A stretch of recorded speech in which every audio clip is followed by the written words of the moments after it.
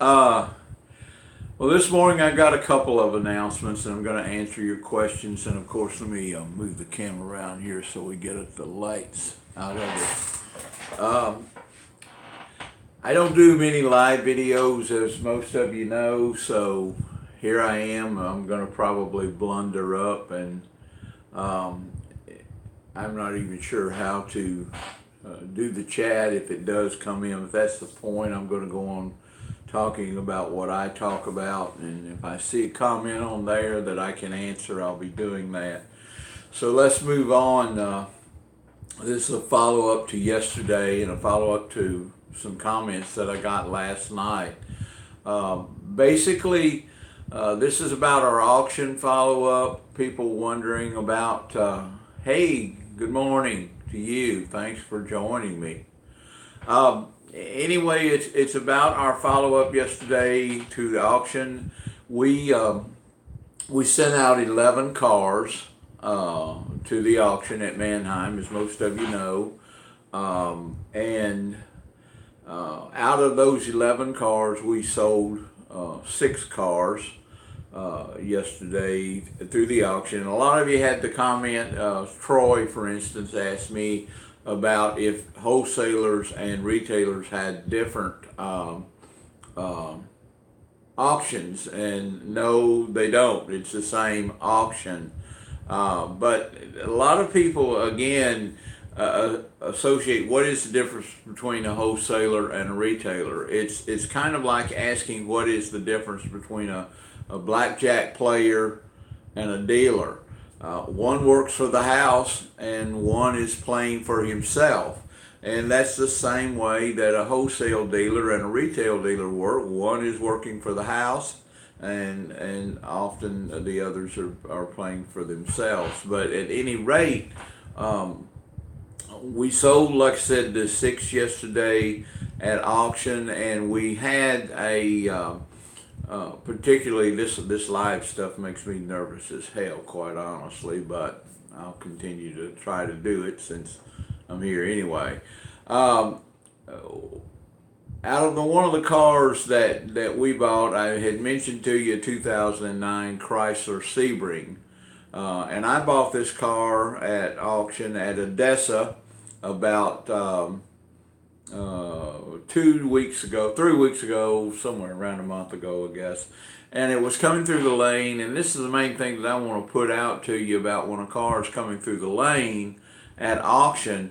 It has a lot to do with the car, but just because it's a nice car doesn't mean it's going to bring any more at auction. And in this particular lane, I noticed that there wasn't anybody standing in this lane, and really that a lot of time is where I'll head to a lane when I see it light, not a lot of bidders in that lane.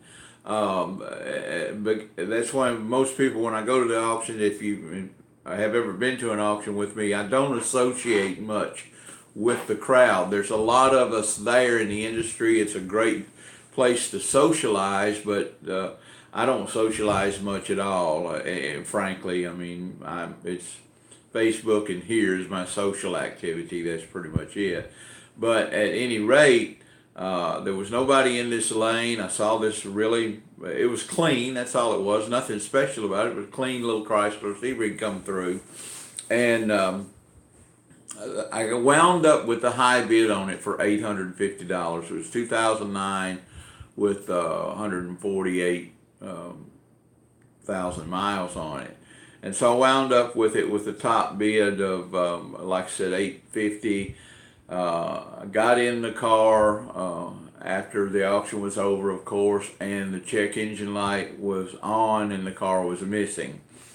And so, okay, well, but it was clean. And so I went and drove the car back. It missed real good, of course, and had my mechanic look at it. He went and got a used coil pack or coil and put on the car, and it cost me about $100 to get this car up. And so decided we'd put it on the lot here, and we had been asking like $2 to $25 for this car. Put it on the lot, and we just didn't get any action on it. I didn't know why. It was clean. I thought, well, this thing's going to go fast. I'm going to make a pretty good profit off of it. And anyway, so as in our business model, we run our cars, like I said, always through auction. Doesn't necessarily mean we sell them, but we do run them to gauge from one auction to another in the market that day. Excuse me. The car brought $2,450 yesterday at auction. Now that was as much as we had even asked for it on the retail market here. So when you're asking about wholesale and retail, a lot of times there is no difference. Everything is about timing. Tony Robbins, again, you hear me talk about that course a lot. And I always loved another thing that he always said, everybody keeps waiting for somebody to show up and motivate them, basically turn the light on for them, make them see something that they weren't able to see in the dark. And really that's something that I'm trying to do here with you now, is make you see something that's there, and you're in the dark, and we're using my experience. But anyway, that particular car, like I said, and we sold 6 out of 11 yesterday at auction. So we were pretty well right on the money on what we had in our cars. And for me, again, it's like a way to hedge your bets. The auction being a way to hedge your bets. It's kind of again, I use analogies some, and but what are you going to do if the retail buyer doesn't show up? That's always the biggest concern. You can have a car out there that is cheap in your mind. You bought it. It's a nice car. It's cheap in your mind, but the retail buyer is just a retail buyer. They're only buying a car when they need a car, and you can't rely on that when you are in the car business. You've got to go with every resource that you have available. And so personally, I think one of the biggest mistakes that people make when they want to get into business is immediately go out and get a lot and look at the only information they have is they're drawing from like Craigslist. Well, I saw this car on Craigslist and they're getting this much for it. They say it's worth this. That's no market guide. You don't want to start a business where you watch where people are retailing their vehicles. And I say vehicles. It could be in any business, but you want to understand the inside, the infrastructure of a business before you get into that business. So starting out without a wholesale license, without going to a lot of wholesale auctions and setting your market to where you can buy at one auction, sell at another auctions, and knowing what your cars are actually worth. You can't really, or knowing where to find money for your cars, I guess is what I'm trying to say. There's always money at auctions. People go to auctions to spend money and to invest their money. A lot of car dealers do. That's why there's car dealer only auctions. They're going to invest money. And so there's always money there that they're willing to invest. And if you go out there and you put your cars out at auction, you're going to get money. Now, a lot of money, no, you're going to get more of your money when you're retailing your cars. But when you are going to auction, again, it's like the bookie hedging their bets. You go to one auction, you take the car back, and then I'm going to get in a little bit about detailers and stuff, but you take the car back, you clean it up a little bit, you set it out, and you try to retail it over the weekends. The next, for us, we go back on Monday, we put our cars back in the auction after we've detailed them up and tried to retail. Most of the time they're going to be worth a couple of $100 more at the auction after they've been detailed. So detailing is a critical part. Detailers, if they're good at detailing, they can do better at auctions than even mechanics can do at auctions because they get the car cleaned up. Dealers, like I said, are just like anybody else. You put them something clean out there, looks good, it's going to bring more to them, especially these days. It's going to bring more to them than it will to in any other condition. It's got to be clean. So detailers, you have great opportunities if you're good at detailing a car. You pick up a car as is when it's just traded in, which a lot of dealers, bigger dealers tend to do. They don't get them ready, they just take them to auctions. So a lot of times when you go to that auction, you can pick up a dirty car that's just been traded in. You can spiff that car up, try to retail it for a few days, and then take it back and put it back on the lot or back at the auction, and most of the time it's going to bring more. So auction are really no different than the retail lines. To open a retail lot, that's going to be depending on what state you're in. They all have different requirements. Some states require that you have a background check first. They fingerprint you. Now those are more of the stringent states. I'm in Tennessee, so I can tell you that, and I have lots in Alabama, and have had lots in Georgia and Florida and Texas. So I am familiar with lots in those areas. But most, as a rule, for instance, in Tennessee, you've got to have a lot that will display 15 cars. At a minimum of 15 cars, you've got to have office, you've got to have a landline, you've got to have restroom facilities, you have to have a sign, and you have to have a $50,000 bond, you have to have liability insurance. Basically, in Tennessee here, you've got to have, if you had to go out and rent your lot, you wind up with considerable expense opening a retail lot, and it's a bad move if you're not going from wholesale to wholesale. If you're not going from auction to auction, and then that way you're gauging real good what your car's worth when you put them on the retail market. So again, it's going to be dependent on your state. Next thing, like I said, we had just a fabulous day yesterday. Go ahead. How much should you expect to make per car? It's very difficult. I'll just give you an overall without any painting any pretty pictures. We ran 11 cars through yesterday, selling 7 of them. Our net profit on those cars, after all 11 was done, our net profit was right at only $800. Okay, so we didn't even average $100 a car.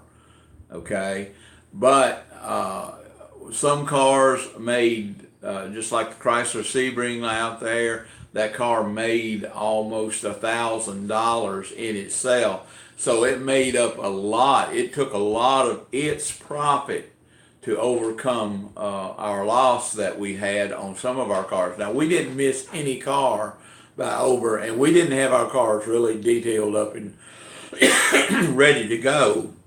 We had to run a lot of cars yesterday that really wasn't what I call retail ready and could have brought more money. But overall, we wound up with about $800. We flipped about $10,000 somewhere, around $10,000. And so when you can take $10,000 and I know $10,000 may sound a lot to somebody, but for us, we're not that big, but that $10,000 generated about 10% profit in less than 24 hours. So that's what we're after.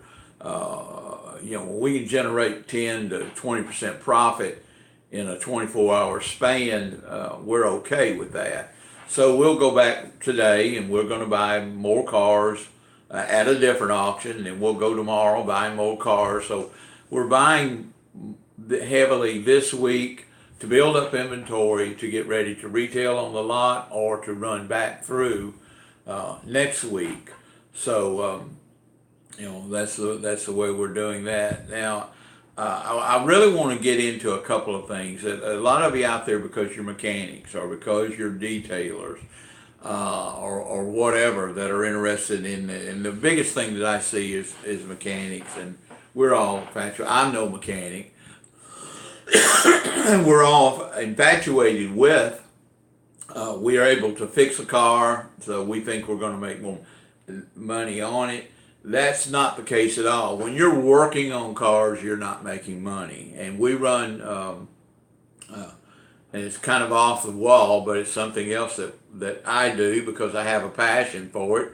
And I have more passions than I do money and more time. And so, we're building concession trailers here at the lot while we're doing all this stuff. We're running at the auctions and retailing cars, and like I said, there's about 8 of us here that are in this operation, so we got plenty of manpower. But at any rate, you've always got to be moving. You're never making money in concessions. I do a lot of concessions, the same as cars for me. You're never making money when you're working on cars. You're never making money when you're cooking food. You're never making money when you're cleaning on cars. You're making money when you're selling cars, when you're selling food. That's when you're making your money, is when you're selling. Now, so mechanics will go out here sometimes and, okay, well, I can fix this car. I'm getting in the car business. I can fix this.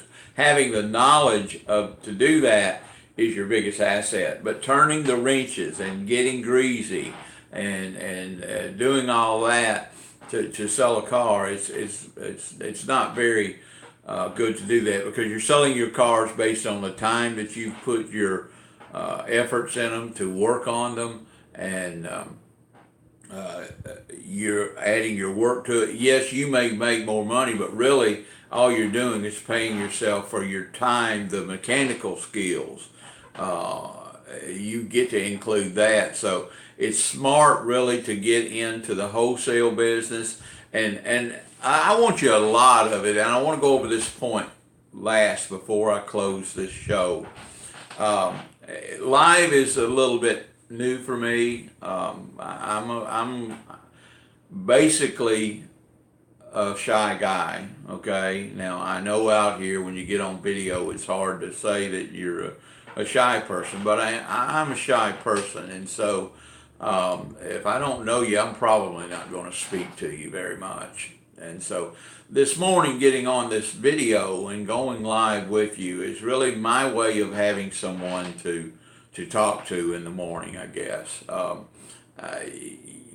here. If you have comments, I can answer those comments, but normally it's about my coffee time. I've been single for many years, so I wake up alone. I do my lessons, and to me they're lessons, but I enjoy listening to audiobooks and personal power and things of that nature. So I do that, and then I come down here and I post a video because I want to share something that maybe that I've learned, some experience or some personal motivation. And so this morning I decided to get on and do this live. And it's just the way that I'm having coffee. I'm sharing some of my experiences, and I'm so flattered that some of you are interested in this business, because it is a wonderful business. So that's why I do it. I get on here and I don't try to encourage anybody to get into the wholesale business, to use us. I don't have any personal gain here other than sharing a little information, having a little coffee, and basically somebody to talk to in the mornings. And so that's why I'm here. And I hope you do find some information valuable. If you want to get into the wholesale program and get a little mentoring for us, from us. I would certainly love to hear from you. Um, and what is your favorite vehicle to flip? A pancake. And I say that, and it's not a vehicle, but I love flipping. I don't have a particular type of vehicle, which brings up a good point. My favorite vehicles, I won't say vehicle because I don't have a preference over Dodge, Toyota, or anything like that. But my favorite vehicles to flip are actually boats and RVs. I love to flip those. And I buy a lot. I bought one yesterday. That's why I bring that up. I bought and I'll be showing pictures of it in a live video coming up on it within the next few days. But I bought a RV yesterday at auction. Was a Mountaineer. I think it's made by Keystone. It's 30 foot. I bought it online. I really didn't have any intentions of certainly buying it. To be honest, I saw it and I thought, well, I'm curious as to what that thing is going to bring at auction. And so I was sitting there online. I had my bidder number, and primarily I was watching James rep our 11 cars that he went through, and I saw this RV, and so I watched the bidding go in on. I hadn't even seen the RV. I'd only seen pictures of it, and I do that a lot, especially with RVs and boats. I don't do it much with cars. I inspect all my cars because make sure they're running and things of that, running good. I quality rate it. But this RV looked pretty good. I picked it up for $4,405 after the auction fees. Then and only then, because it's a stroke of luck here, and in any business, you got to have luck on your side. Sometimes the luck is heavily on your side. Sometimes it's not there for you. But I picked up this RV for $4,405 ago, and then started doing some research, which was a bad time to start doing research, but I did, and I found out that its average base price right now is $11,000. So then I went over with Shane yesterday, and I looked at the RV, and it is clean. We'll bring it in today, and I'll have it detailed, cleaned up, redecorated, looking good. And so it looks like it has the potential of being a great flip, $5,000-$6,000 profit, which I love that. Hey, I received my wholesale license. Can I make $1,000 a week? Panther, thanks for chiming in, but I can't say that you can make $1,000. I think it's very reasonable. I mean, I can, but then going, and I say that I can. No, I'm no better than you are, but yeah, it's within reason. It's not too much to expect to make $1,000 a week off your wholesale license. But you're going to hustle if you do it from wholesale to retail. Now, again, I gave another perfect example. Yesterday, like I said, we ran 11 cars, but Shane had a truck that he ran through. He had like $4,500 in the truck.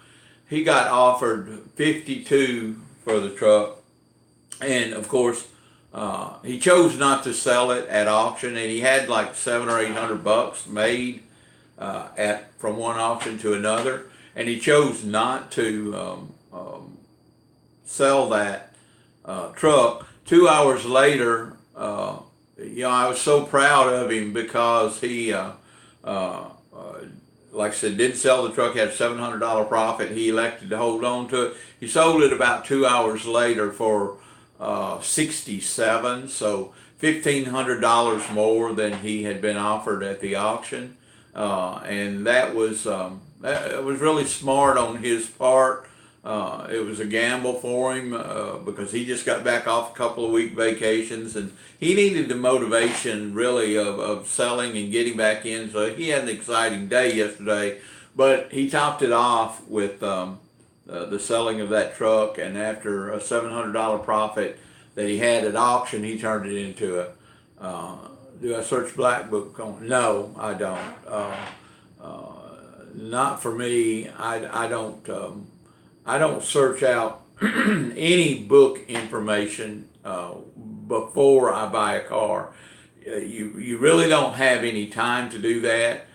There's nothing like a dealer auction. I mean, literally, you've got 15 to 20 seconds to make your decision on the car, or to honor your bid, I guess. You're supposed to get out there and look at the car, like I teach, to get out and inspect the car first, and then know what you're going to give for it. But unfortunately, it doesn't always work that way. You really don't have to.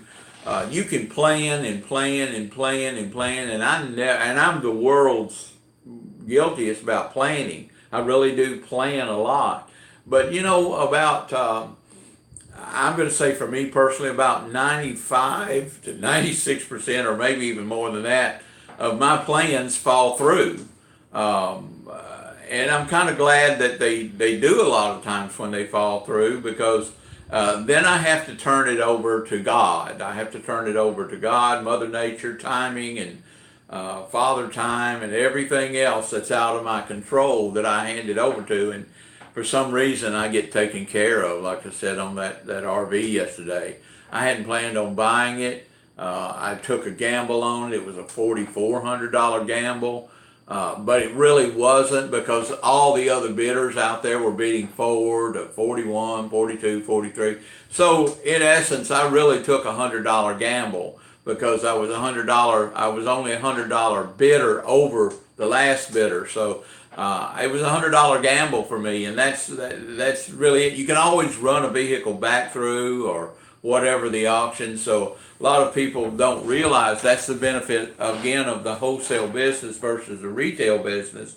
Because if you're standing at an auction and you win a bid, and you're looking around you, or you see the bidders that were within you, they're bidding pretty close to, you got to win the bid. So it's the competition that I like, but I'm never really over what I say, $100 or so gamble on, even if it's a $10,000 vehicle. There's somebody there bidding on it with me. I just happen to be the one that won the bid, not necessarily luck. I won it, and so it was my gamble. And so that I knew, even when I bought that RV at 4405, when I bought that RV yesterday, there was a bid that come in at 43 on top of my bid, but the hammer had gone down on the gavel, and the auctioneer says, "Sold. Sorry about your bid." So they had bid, but like I said, I had already won the bid. And so I know, even behind me, after I bought the RV, for the 41 was the winning bid, and it was a $300 buyer's fee for buying that vehicle. And so 41 was the winning bid, but I was offered 43 for it before I could even walk out of the lane, or not walk out of the lane, but sign off. So I knew, it's never a really expensive gamble when you're going to these auctions, and you've got to be very familiar with these auctions to jump into these auctions and not have practiced your wholesale. Repetition is the mother of skill. And so you've got to go out there and keep practicing and practicing and practicing wholesale auction, or auction to auction, auction to auction, auction to auction. We had, like I said yesterday, there were 6 sold at auction, but the motivation was so strong here. We retailed, I think we retailed 2. No. We did retail 2 cars yesterday. So all in all, we had a good wholesale day of, I think 6 cars, and we retailed 2 cars. So all in all, about 8 cars moved across our hands yesterday. And even though we're a small dealer, a public auction, do I adjust my floors for dealer? Absolutely. Well, not adjusting your floors. Let me take that back. You don't really adjust your floors. You adjust your floors as what you're going to take for the vehicle. It doesn't matter whether you're going to public auction or whether you're going to wholesale dealer only auction.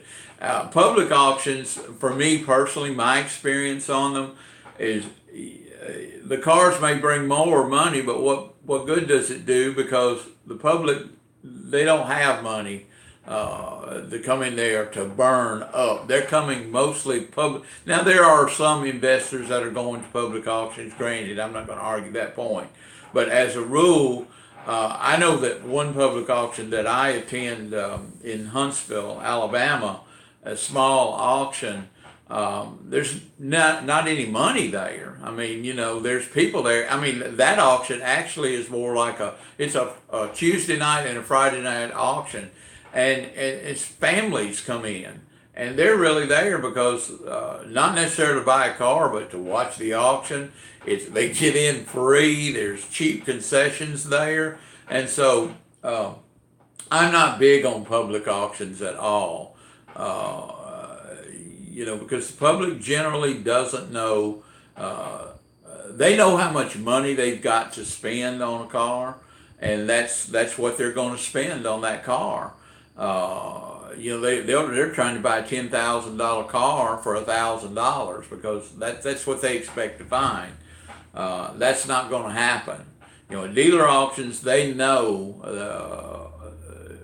Number one, again, and that's the final thing, or I want to say about public auctions, that when you are at a public auction, they don't have to honor their bids. Okay, public auction will not hold the bidder's feet to the fire. That bidder goes in there, and I've had it happen to me, and it was really infuriated me. At my not first, but public auction where I actually did run some of my cars through there, I did not enjoy that at all because when I buy something as is, I understand it's as is. I don't go back and say, well, it's got a skip in the transmission or anything. I bought it as is. So whatever it developed, I don't care after that. That's the way I've been trained in the dealer business. When I sell one at auction, again, another reason I love to sell at auction, because you're selling as is. You make no representations on the car, you're selling the car as is. If it pulls through the lane, that's all you've got to worry about. If it comes through the lane, the last bidder who gets it, you can walk in and pick up a check and go. At a public auction, they bid through the lanes. Then they go drive the car. Then they complain about it for the next, sometimes hours, to the auction. And the auction will finally decide in the buyer's favor. Well, we can't hold their feet to the fire. They say it's got a transmission skip. No, sir, I didn't feel it at all, but they say it's got. So, part of our auction is that we want people to come and bid, and so no, we don't hold their feet to the fire, and I don't care for that. Anyway, I've got to sign off this morning. Oh, one last thing. No, I don't, but I think it's a good idea. I don't personally, like I said, I'm very shy, and that has nothing to do with why I don't rep my cars at auction. Thank you, Panther. Great seeing you. That's why I don't represent my cars at auction, because I am shy. I don't, and I'm very fixed in my way of thinking. I'm not swayed by what a lot of them get. I'll give you a perfect example. James repped a car for me yesterday, one of my cars, and he repped all of my cars yesterday. And the auction was just sell it. The top bidder and got some, so they wanted him to sell it. And James is not intimidated by things like that. I am. I'm intimidated. If I'm standing up there and I've got 20 people trying to tell me what my car's worth, I just don't like looking at them and say, no, I'm standing my ground. I don't like the hassle of it. I don't have to put up with their comments. I don't like feedback much, to be honest. When I make up my mind of something that I want, or the selling price of my car, or a retail price or any business thing that I do, I don't care for feedback. I appreciate what all you guys and ladies or whatever are doing, but no, I don't like feedback in anything that is my decision on my cars or concessions, business ops. You'll never get me to where I ask for feedback once I've made the decision. Now, gathering information like you're gathering from me here, that's wonderful. I think that's great. But once you're in the business and you're buying a car, don't ever ask for anybody else's feedback on that car. It really does not matter. You are the only person in that world at that time that knows what that car's worth because you bought it, you put your money into it. So never ask for feedback after you've made a decision to go forward and do something. With that, thank you all. I mean, I've been here for 35 minutes. I cannot believe it. Phone is ringing. Have a wonderful day. I'll try to do live again tomorrow. Look forward to seeing you. Thanks.